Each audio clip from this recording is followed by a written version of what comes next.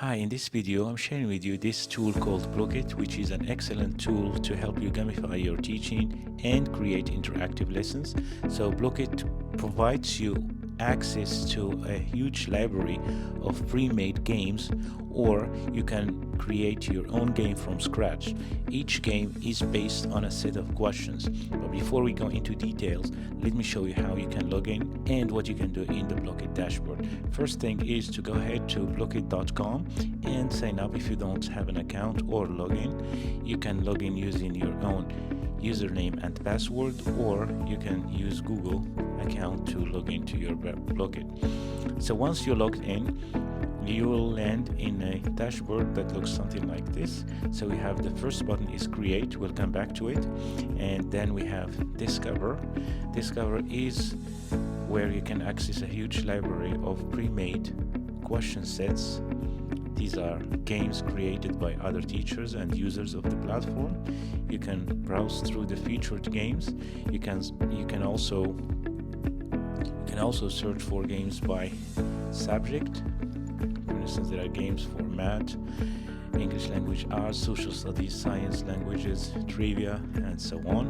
Or you can just click here and search for a game. For instance, let's search for Halloween themed games. Alright, we have a few here.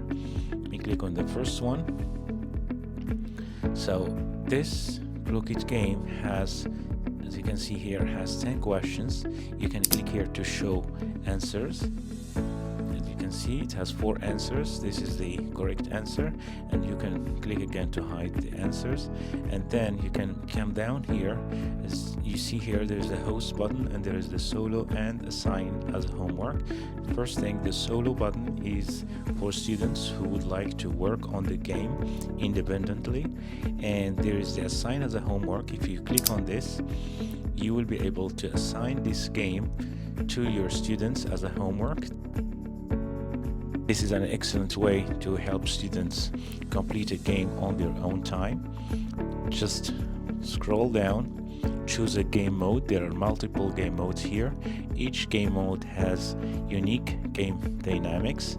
Go through them, and then here the due time. This is, you can change the due time, and whatever time you have set here, students have to submit their answers before the due time, or else they won't be able to access the game. And then the title of the game, give it a title if you want to identify it. And then the correct goal here, you can set the number of answers students have to provide in order to complete the assignment. And then once you're done, you can click on assign. Now there's the link here that you can share with students to help them access the game. There's also a QR code that they can scan to access the game, and when you scroll down, you will be able to see insights about the student's progress. You'll be able to see how many answers are correct, and you can also click to extend the deadline of the game or refresh it, or you can delete it and browse, go down and browse through the questions and the answers. I mean, you'll be able to access data about students' feedback and students' progress. You can either access a game through Discover, and you can customize a pre-made game, or you also have the choice to click on create and create your own game from scratch. When you do that, you will be provided with a platform that looks something like this.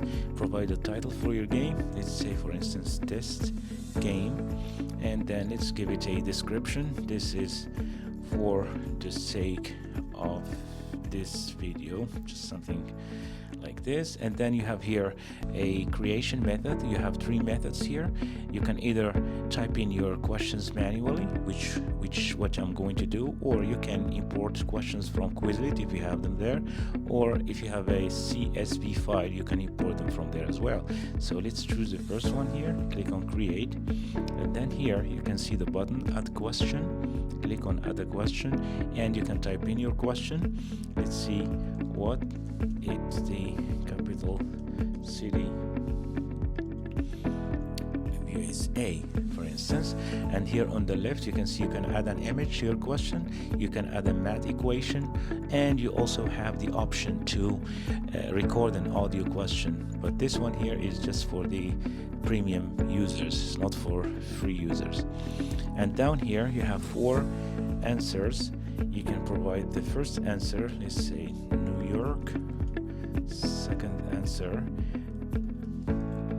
Washington and Texas, then the fourth one says Miami, and one of these answers you have to check as the correct answer. Let's check this one here.